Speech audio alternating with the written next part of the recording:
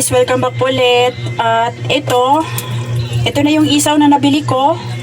Napamalengke namin ni Mister sa bayan kanina. Ito po ay halagang 10 kilo. So bali ang bili po namin ulit guys nitong isaw na to is 115 ang per kilo. Nakamura tayo doon kasi sa Balintawak ang bili ni Mister is 120. Doon sa bayan 115. So bali ito ay lagana guys. Meron din silang yung ilalaga mo pa lang, pero mas prepare namin yung ganito, yung lagana. Kasi po para hindi na tayo magagastusan sa gasol, hindi na tayo maglalaga. At ang ginagawa ko po dito guys ay, pero may video po ako kung paano po ito. Kung gusto nyo po ng hilaw na kayo na yung maglalaga, may video po ako kung paano po maglaga ng isaw guys, na ganito yung itsura niya, na hindi siya nalulusaw, hindi siya madaling malusaw, hindi siya nadudurog. May video ako guys kung paano yun. At yun, may sikreto kung paano yun ginagawa. Check nyo po dyan sa aking YouTube channel. Mayroon pa akong video kung paano po gawin itong ganito kagandang isaw.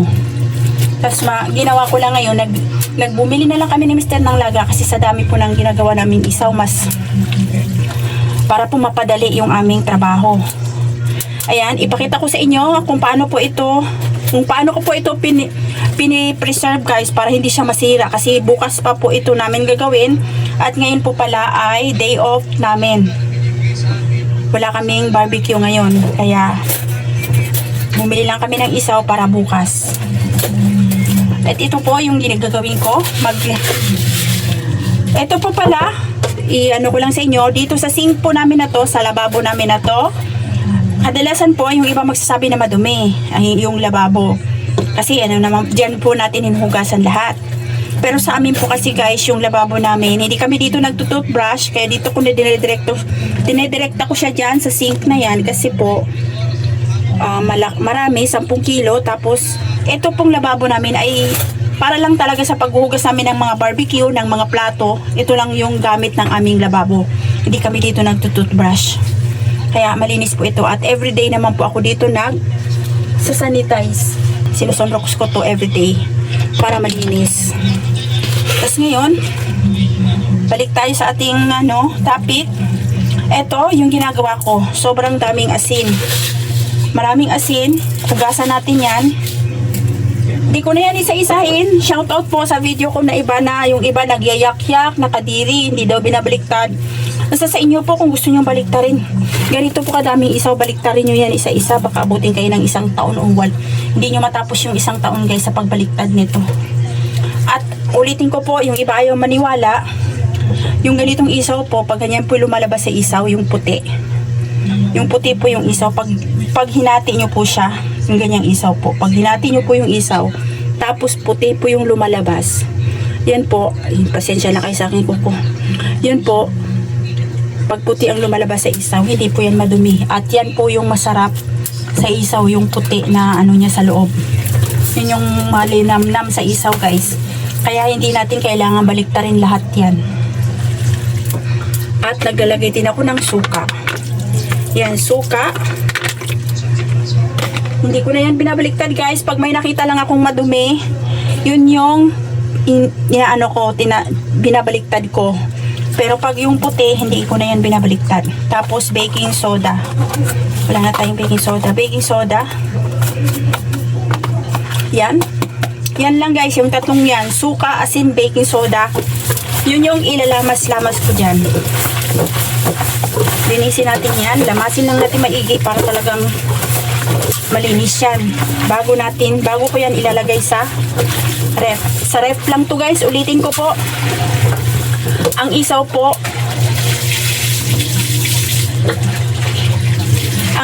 ay hindi po dapat ilalagay sa freezer kasi mag-iiba po siya, madudurog siya guys pag nilalagay siya sa freezer. Dapat sa ref lang, or kung meron kayong ice box or cooler, pwede nyo doon ilagay yung isaw. Lalagyan nyo lang ng yelo. May ice box pala ako, i-ice box ko na lang yung iba para ma-preserve pa siya guys. Tapos ipakita ko sa inyo kinabukasan kung ano pa yung itsura niya pagka ganun ang gagawin natin. Ngayon, Hugasan na natin yan. Hugasan ko na yan. Mga 3 beses or 5 beses na banlaw guys hanggang sa luminaw yung kanyang sabaw o yung tubig na pinanghugas natin dito. Yan, napakadami.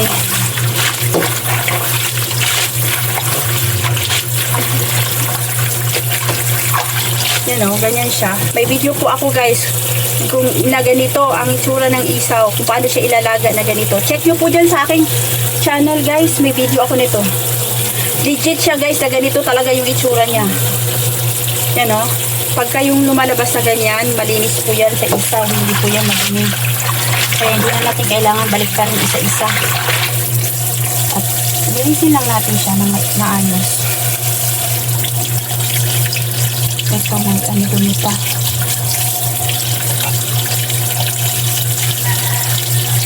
Yan, hugasan lang natin yan hanggang sa luminis. At ipapakita ko sa inyo kung paano ko yan ilalagay sa ref at or eco-cooler. Kung paano siya gagawin.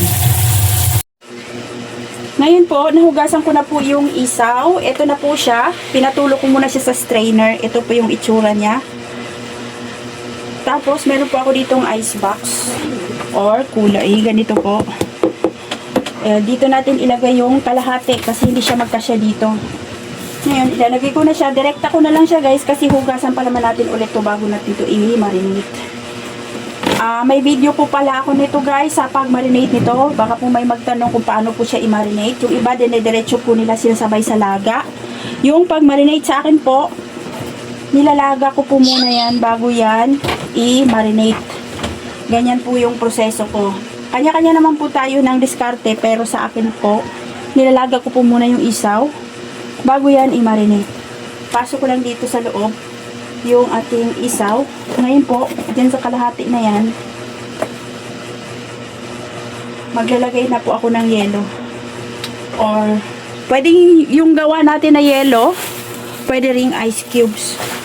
Yan, halagang 15 pesos to na yelo. Lagay ko lang dyan. Kalahati lang. Tapos, maglalagay naman tayo sa ibabaw ng yan. Okay na yan guys. Ganyan lang ang pag ano sa isaw para hindi siya masira. Kasi ulitin ko po, pag nilagay po nyo yan sa freezer ay masisira po yung isaw. Madudurog. Lalambot siya guys. Yan, na-try nyo po bang maglagay ng yung salad? Yung buko salad o yung gagawa tayo ng fruit salad na ilalagay natin sa freezer. Nag-iiba siya. Ganun po ang mangyayari dito. Para siyang mag-iiba yung texture niya. Madudurog siya. Kaya, kailangan ganito lang. Tapos, takpan natin. Ito na yung isaw na nilagay natin sa ice box na may yelo. Hayaan lang natin siya ganyan. Tapos, yung pangalawa naman, pwede natin siya ilagay sa ref. Dito ko muna ilagay yan. Nagpahawak na ako nito na. Kasi itong natira, the rest, ito siguro mga 3 kilo na lang to. Kasi parang 7 kilos yung nailagay natin doon sa ice box. Ito, biblihin ko lang yung plastic. Lagay natin ng ganyan. Lapag natin, lapag na. Lapag kong ganyan, tapos lagay natin yung isaw. Buhos ko na lang. May mga ano pa siya, hindi na iwasan. Yan, buhos natin ganyan.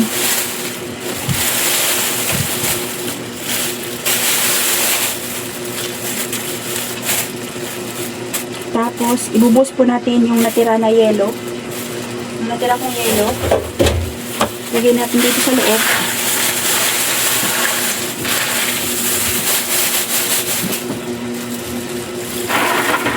Tapos, ganyan lang guys. Tali natin.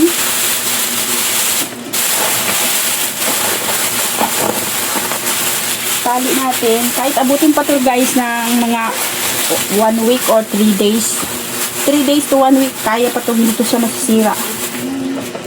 Tapos, lawan ko lang ito, ang ating kagrana. Sahod natin dito. Ganyan. Saka natin ito ilagay sa ref. Yun, ilalagay ko siya sa ref. Okay na yan guys, ganyan lang yung preserve natin sa isaw na hindi siya masisira. Kasi pag hindi natin to gagawin, o idirekta lang natin na sa ref, magkukulay green siya. Kaya kailangan may yellow pa rin. Kasi mahina lang yung ref sa baba, di ba? Hindi rin natin siya pwede ilagay sa freezer. Ulitin ko po, hindi siya pwedeng ilagay sa freezer. Ganito lang yung diskarte ko para hindi masira yung isaw ng manok. Ngayon po ay buksan natin yung ref. Maliit lang yung ref namin dito sa bahay. At ito po, ganyan lang. Ito yung ref. Ito siya. Ilagay lang natin siyang ganyan guys. Diyan lang. Naka number 1 lang yan. Okay lang yan. Tipid sa kuryente. Tapos yan lang guys. Ganyan lang siya. Yun lang po. Yun na yung ating isaw ng manok. Tapos yung nasa ice box, okay lang yung na hindi naka. Ganun lang. Hindi lang natin siya aalisan ng yelo. Yun na po. The next day. Hi guys! Ngayon po ay araw ng Sabado. Happy Saturday po sa ating lahat. Ito na po yung isaw na ginawa natin. Kinabukasan, ito po yung itsura niya. Nalusaw na po yung yelo sa loob. Tingnan po natin kung ano po yung... Ayan, pakita ko sa inyo kung ano po yung itsura niya kapag ganito po yung ating ginagawa. Ayan siya guys. Ulitin ko po, ito po ay nakalagay lang sa refrigerator lang siya guys. Ito na itsura niya. Ayan, nalusaw na yung yelo. Pero yung itsura niya, maganda pa rin. Ayan, ganun pa rin. Hindi siya nag-green. Wala na siyang yelo pero meron siyang lamig kasi nakalagay nga po siya sa refrigerator. Tapos yung nilagay natin sa ice box ay, ayan yung gagawin natin ngayon. Ito ay 3 kilo lang siguro to or 4.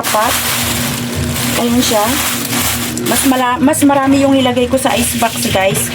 Yan, maganda pa rin yung itsura niya. Ayan. Ayos pa rin siya. Tapos, pakita ko sa inyo yung nilagay ko sa ice box kasi nahugasan ko na siya guys. Kasi yun yung aming gagawin ngayon. Medyo may butas pala yung ice box na ginamit ko guys. Kaya yung yellow na natanggal na siya na natuyuan siya ng tubig. Yan, okay pa naman. Ayan siya itsura niya, yung nilagay natin sa ice box. Yan. Bali, pag maglagay tayo sa ice box, kailangan yung ice box or cooler na ginamit natin, wala siyang butas. Para hindi matuyo or hindi mawala yung yellow. Yung kahit nalusaw na yung yellow, yung lamig kasi nandun pa rin sana. Kasi yung ginamit nga po na cooler ko or yung ice box na ginamit ko is, siya, may butas pala yun. May yellow pa rin siya pero hindi na, konti na lang. Kaya ito yung itsura niya. Compare ko dito sa nilagay ko sa ref, mas maayos pa yung nilagay ko sa ref. Ayan siya guys, Ayan. Itsura. Yung nilagay ko sa icebox na butas or may butas pala yung icebox. Ito ganito itsura niya. Medyo nag-brown. Ito white pa rin, maayos pa rin. Maganda pa rin siya. Yun lang guys, yun yung natin, gawin natin pagka. Tapos kung kailangan natin halimbawa kinabukasan hindi pa natin siya gagamitin at gusto natin pabutin ng ilang days, magdagdag lang tayo ng magdagdag ng yelo para po hindi siya masira. Yun lang guys, thank you for watching. God bless po sa ating lahat.